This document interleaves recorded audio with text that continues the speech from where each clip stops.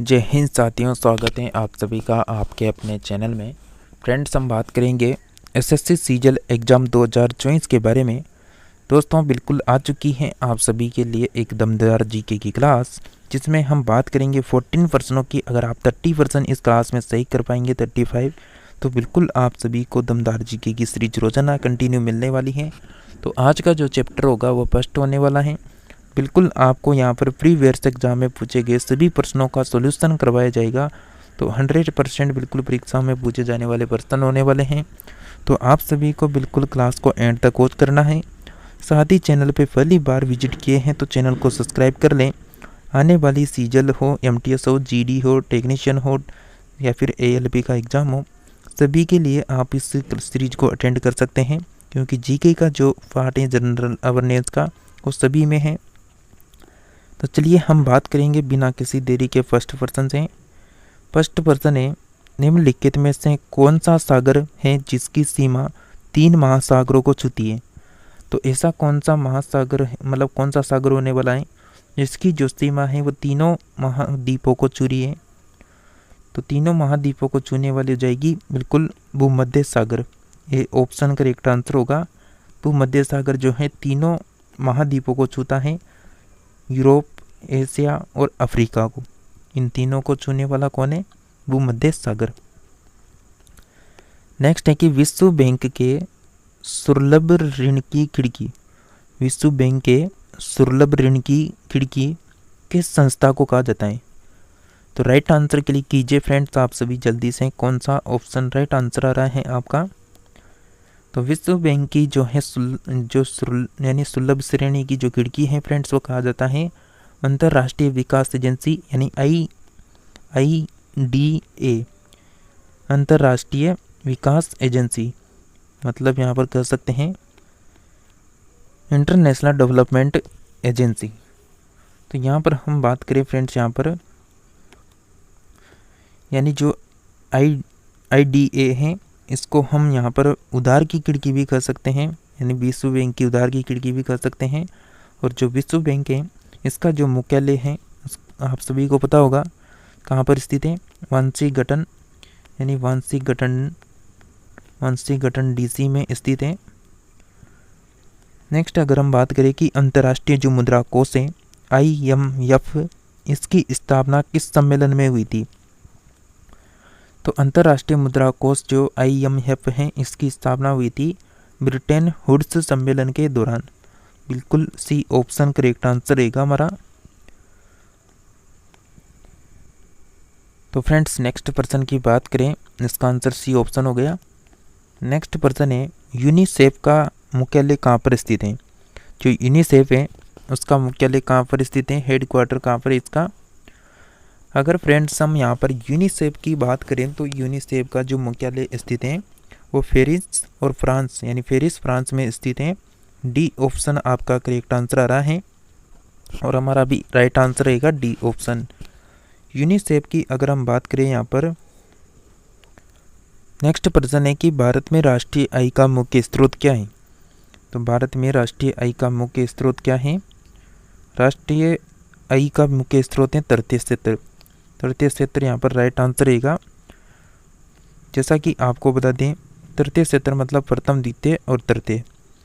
प्रथम क्षेत्र की बात करें तो इसमें क्या क्या आएगा, इसमें आ जाएगा एक तो कृषि आ जाएगी, उसके बाद आएगा पशुपालन, पशुपालन के बाद इसमें आएगी मछली पालन, मछली पालन व्यवसाय यहाँ पर आ जाएगा। सेकंड जो द्वितीय क्षेत्र दे रखा है, इसमें आएगा उद्योग, उद्योग के बाद आ जाएगा यहाँ पर खनिज व्यवसाय, खनिज व्यवसाय के बाद निर्माण कार्य, ये किसमें आएंगे, द्वितीय क्षेत्र में।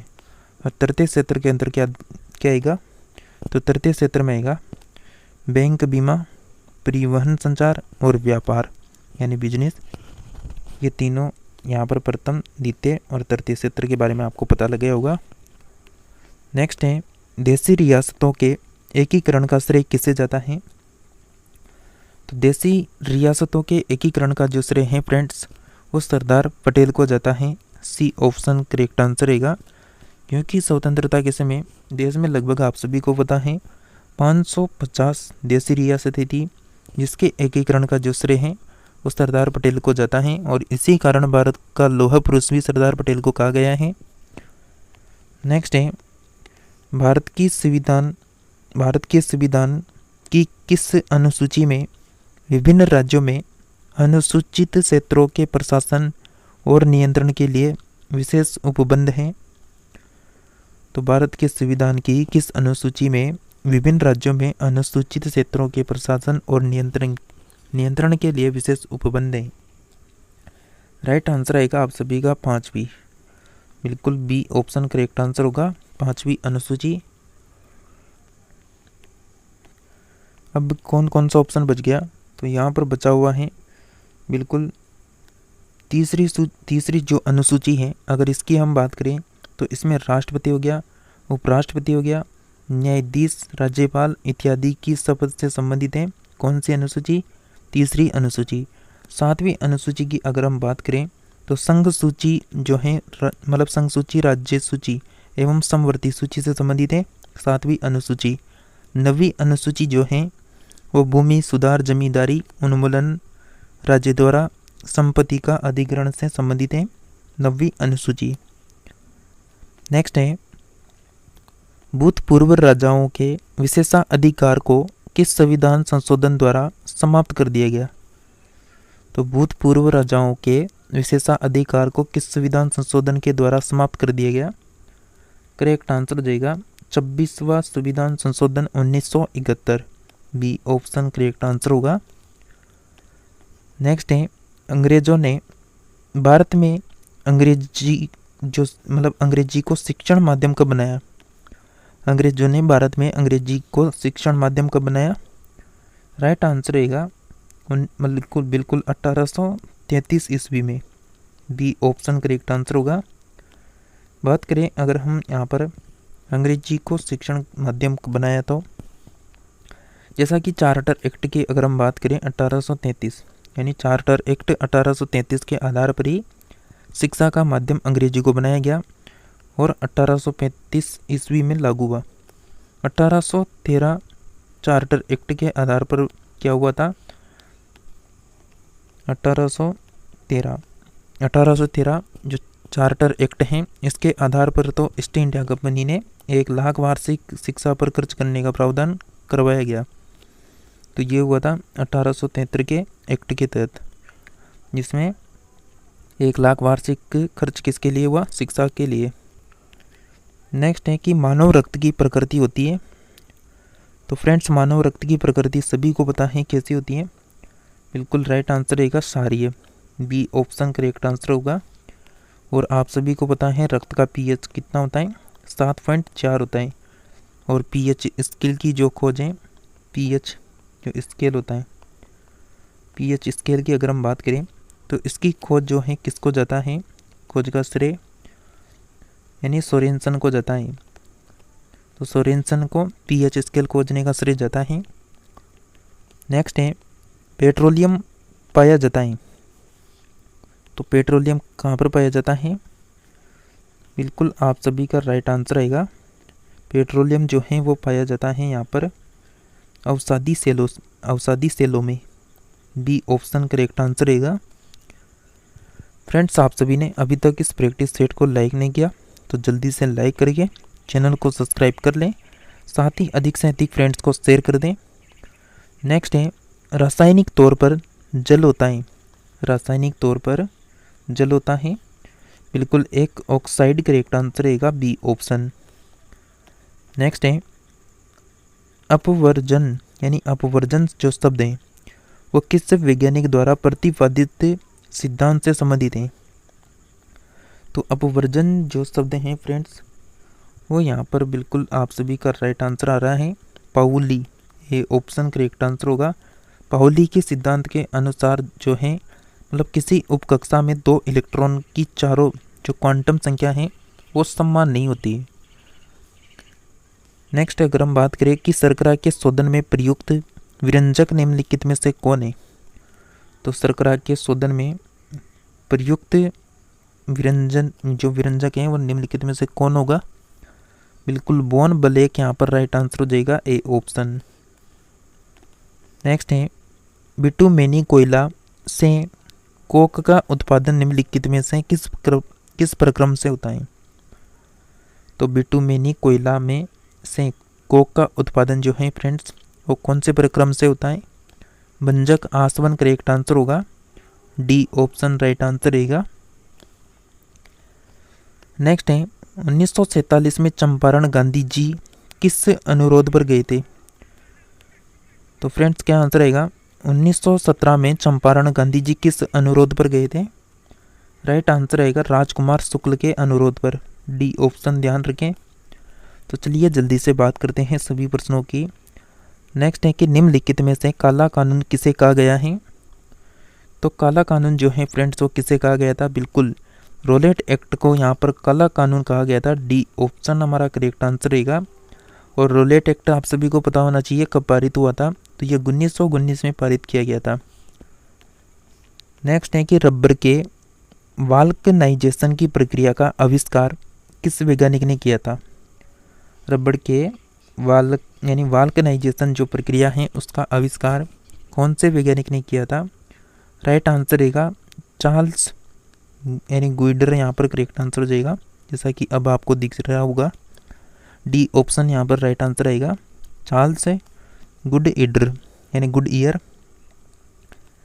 नेक्स्ट है कि द पैसेंज टू इंडिया के लेखक कौन है।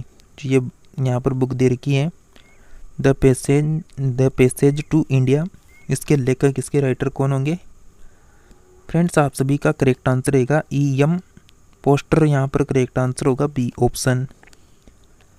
नेक्स्ट है मार्टिन लूथर किंग किस आंदोलन का नेतृत्व करने के लिए जाने जाते हैं।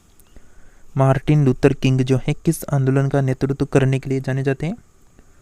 करेक्ट आंसर हो जाएगा आप सभी का रंगभेद के विरुद्ध, बी ऑप्शन राइट आंसर रहेगा। नेक्स्ट है कि योजना का विषय किस सूची में आता है। योजना का विषय किस सूची में आता है। राइट आंसर हो जाएगा फ्रेंड्स आपका समवर्ती सूची, डी ऑप्शन ध्यान रखिए। तो फ्रेंड्स इस वर्षन का आंसर क्या हो गया, डी ऑप्शन समवर्ती सूची। नेक्स्ट पर्सन की बात करें, वनस्पति घी के औद्योगिक उत्पाद की प्रक्रिया में शामिल हैं। तो वनस्पति घी के औद्योगिक उत्पाद की प्रक्रिया में क्या शामिल है। करेक्ट आंसर रहेगा आप सभी साथियों का बी ऑप्शन अपचयन करेक्ट आंसर हो जाएगा। इसमें उत्प्रेरक के रूप में निकिल का प्रयोग होता है।